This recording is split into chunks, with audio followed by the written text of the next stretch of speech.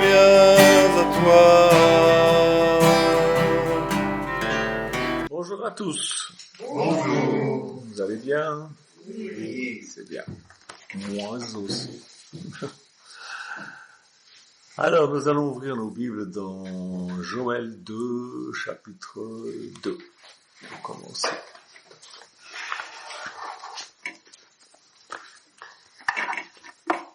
Sonnez de la trompette dans Sion, faites-la retentir sur ma montagne sainte, que tous les habitants du pays tremblent, car le jour de l'Éternel vient, il est proche. Jour de ténèbres et d'obscurité, jour de nuages, de brouillard, il vient comme l'aurore qui se déploie sur les montagnes. Voici un peuple nombreux et puissant. Il n'y en a jamais eu, et il n'y en aura jamais de pareil de génération en génération. Devant lui est un feu dévorant et derrière lui une flamme brûlante. Avant, le pays était comme un jardin d'Éden, et depuis c'est un désert affreux, rien ne lui échappe. À les voir, on dirait des chevaux, et ils courent comme des cavaliers. À les entendre, on dirait un bruit de chars sur le sommet des montagnes, où ils bondissent. On dirait le pétillement d'une flamme de feu quand elle brûle la paille. C'est comme une armée puissante qui se prépare au combat. Devant eux, les peuples tremblent, tous les visages pâlissent. Ils s'élancent comme des guerriers, ils escaladent les murs comme des hommes de guerre. Chacun va son chemin sans s'écarter de sa route. Ils ne se bousculent pas les uns les autres, chacun garde son rang. Ils se précipitent au travers des projectiles sans arrêter leur marche. Ils attaquent la ville, courent sur les murailles, montent dans les maisons, entrent par les fenêtres comme un voleur. Devant eux, la terre tremble, le ciel est ébranlé, le soleil et la lune s'obscurcissent, et les étoiles perdent leur éclat. L'Éternel fait entendre sa voix à la tête de son armée, car son camp est immense, et celui qui accomplit sa parole est puissant. Oui, le jour de l'Éternel est grand, il est terrible. Qui pourra le supporter? Seigneur, veuille ajouter ta bénédiction à la parole que je vais apporter ce matin, au nom de Jésus. Amen. Cette voix, sortie du trône de Dieu, c'est-à-dire du lieu de gouvernement de Dieu, va secouer le royaume des ténèbres. Et cela ébranlera jusqu'à la défaite totale tous les pouvoirs démoniaques. Ce sera la voix du Très-Haut retentissant depuis les cieux et se manifestant sur la terre au travers des siens qui sont engagés à ses côtés. Dieu est en train de former son armée glorieuse dans toute sa puissance et dans toute la majesté que le prophète Joël décrit là dans le texte que je viens de vous lire. Qui pourra supporter ça? En tout cas pas les petits marioles qui se moquent de nous. Joël annonce une grande armée de prières, de guerre spirituelle sans précédent. Ce n'est pas une question de prendre les armes, mais des armes spirituelles. Parce que nous vivons dans un monde spirituel. L'Éternel lève une grande armée, investie du feu, de la puissance et de l'autorité du Dieu vivant qui défie les portes de l'enfer. Voyez-vous qui ne croyez pas quand je vous parle des portes qui s'ouvrent à certaines dates? Faites comme vous voulez. C'est une armée qui porte le même manteau prophétique que celui qui est descendu sur David par la main du prophète Samuel. La maman de Samuel avait épanché son cœur à une époque où le peuple d'Israël mourait de faim spirituelle et aussi il était dans la désolation. La nation et les soi-disant représentants de Dieu avaient dégénéré à cause de l'insouciance du grand prêtre Élie, pas Élie, Élie.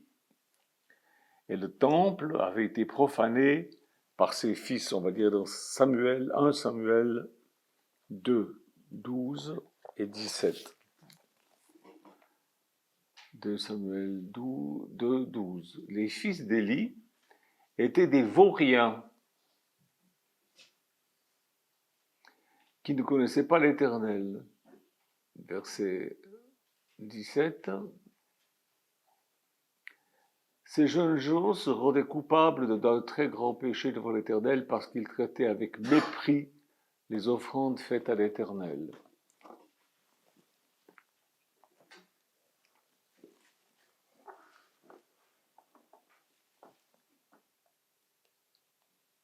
Dieu avait besoin d'une personne qui crie, qui se tienne sur la brèche, comme on dit, pour réclamer la restauration, le rétablissement des principes divins. Actes chapitre 3, il est écrit que Jésus ne reviendra qu'au temps du rétablissement de toutes choses. Nous sommes dans une situation qui est presque semblable à celle du temps de Anne et de Élie, grand prêtre corrompu, avec des fils corrompus, le temple souillé par toutes sortes d'âneries, de cochonneries. Dieu a entendu le cri de Anne, une femme. Ça vous embête, hein, vous les machos, une femme. Et dans son sein, dans le sein de Anne, Dieu a formé le réveil d'une nouvelle génération de prophètes. Et ce sont ceux qui ont apporté l'ordre de Dieu dans son peuple. Les porte-paroles de Dieu. Un prophète, c'est quelqu'un qui porte la parole de Dieu. C'est pas celui qui dit « Le Seigneur me montre que tu vas voyager, le Seigneur me montre que tu vas te marier, le Seigneur me montre que l'abondance va venir dans ta maison. » Non, ça c'est des... Non. Je vous parle de prophètes, de ministres. En résultat du cri de Anne, le manteau prophétique est accordé à son fils Samuel. Et Samuel l'a transmis à David. David, la Bible dit, l'homme selon le cœur de Dieu. Bon, il a aussi ses défauts, mais c'est un homme qui savait se repentir et se relever. Il était rempli d'une foi agissante. Il n'avait pas simplement la foi, mais d'une foi agissante. Il était rempli de la connaissance de Dieu. Il savait ce que Dieu voulait. Il avait un vrai esprit de louange. C'était un combattant de Dieu. Dieu habite dans la louange de son peuple. Je vais vous montrer ce que c'est pas la louange. Je vais vous montrer ce que c'est pas la louange. La louange, c'est pas ça.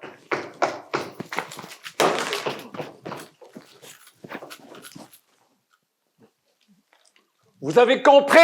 C'est pas ça!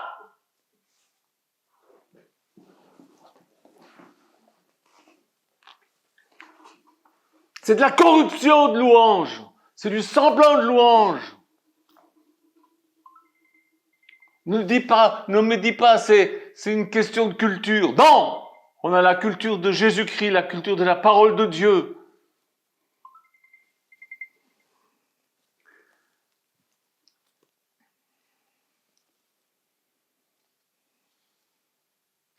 Aujourd'hui, les chrétiens, ils ne crient pas à Dieu, ils soupirent après un réveil.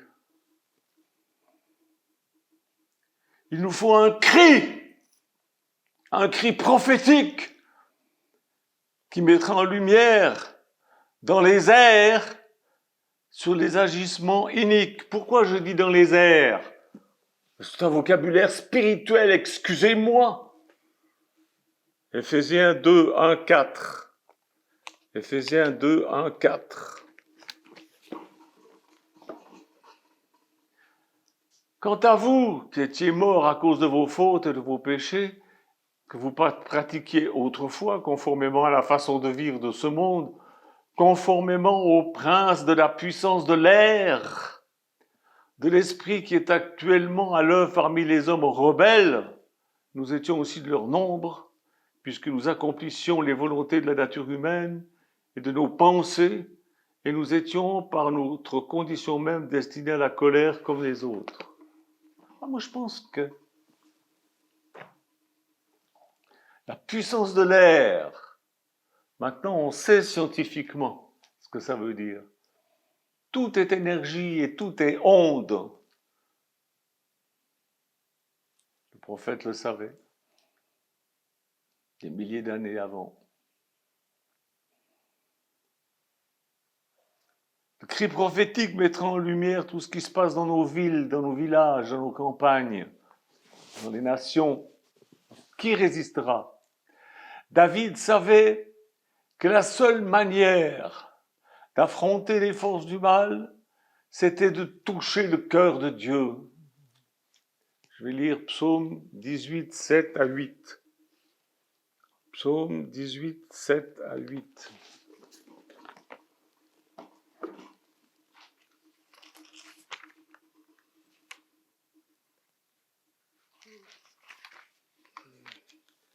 Dans ma détresse, j'ai fait appel à l'Éternel, j'ai crié à mon Dieu. De son palais, il a entendu ma voix. Mon cri est parvenu à ses oreilles. La terre a été ébranlée, elle a tremblé, ses fondements, les fondements des montagnes ont vacillé, elles ont été ébranlées parce qu'il était irrité. Une fumée s'élevait de ses narines et un feu dévorant sortait de sa bouche avec des charbons embrasés. Il a incliné le ciel, il est descendu, etc., etc. Un frère me demandait, la Bible parle de catastrophes naturelles en ce moment, même en Valais, dans le canton du Valais.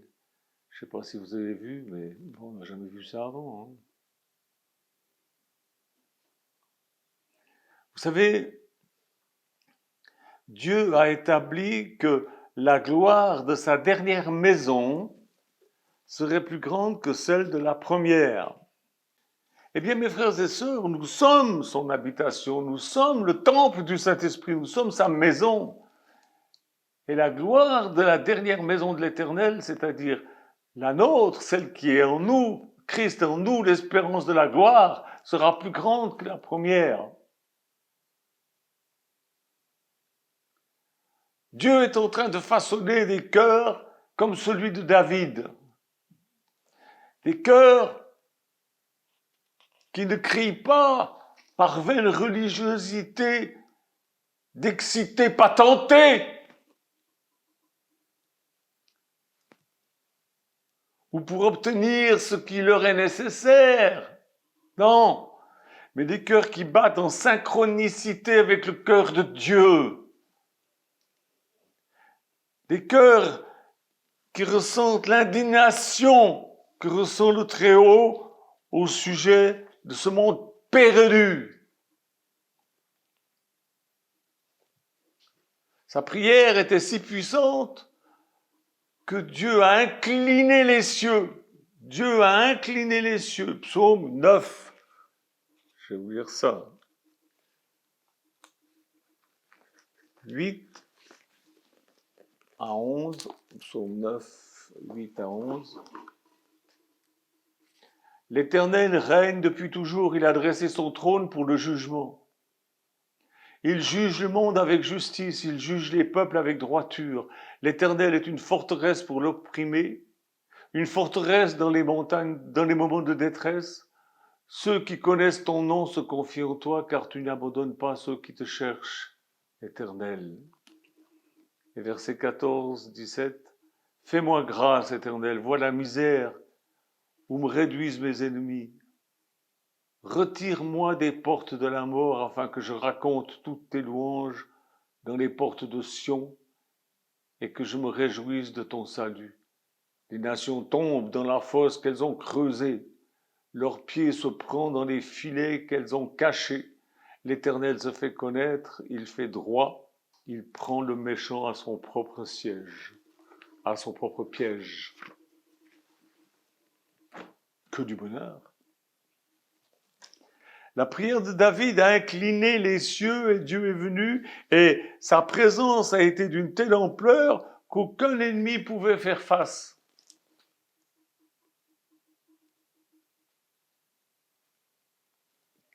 Dieu a parlé et le jugement est venu. La Bible nous dit qu'en ce moment des trônes sont dressés dans le ciel. Et il y a un grand trône blanc, le trône du jugement, du dernier jugement. Mais avant le dernier jugement, il y a des jugements qui s'abattent sur la terre. Vous ne voyez pas qu'il y a des jugements qui s'abattent sur la terre? Vous ne voyez pas? Son feu est descendu. Et aujourd'hui, le Saint-Esprit déverse cette même onction. Elle est née dans le cœur de Dieu. Elle descend de son trône. Et les secrets, les choses que Dieu a tenues secrètes depuis des millénaires, dès avant la fondation du monde, ces secrets vont détruire même les plus grandes forteresses, les principautés et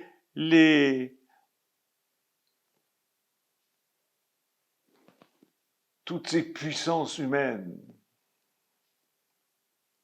de ténèbres, de mensonges. Voici le temps où le faible va être élevé, où l'homme et la femme abattus et affligés et désemparés deviendra un vaillant soldat de l'armée de Dieu. Dieu s'est choisi les choses les plus faibles du monde afin de confondre les sages. Mais c'est aussi le temps où Dieu va vomir les tièdes. Il va les vomir. Apocalypse 3,16. Vous savez ce que ça veut dire, vomir? Il va les dégobiller. Les tièdes. C'est-à-dire, oui, ils peuvent paraître bouillants parce qu'ils font du bruit, mais ils sont tièdes parce qu'ils sont inutiles. Jésus dit, cet arbre est inutile, il faut l'enlever. Oh, attends encore une année, je vais mettre du fumier, on verra l'année prochaine. Et si l'année prochaine il ne donne rien, tu l'enlèveras. Il y a beaucoup d'inutiles dans la maison de Dieu. Des gens qui servent absolument à rien. Des tièdes.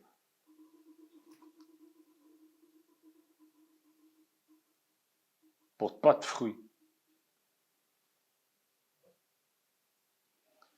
Ce moment arrive, et ceux qui se lamentent sur l'état misérable de l'Église vont déclarer les jugements que Dieu amène. Amen.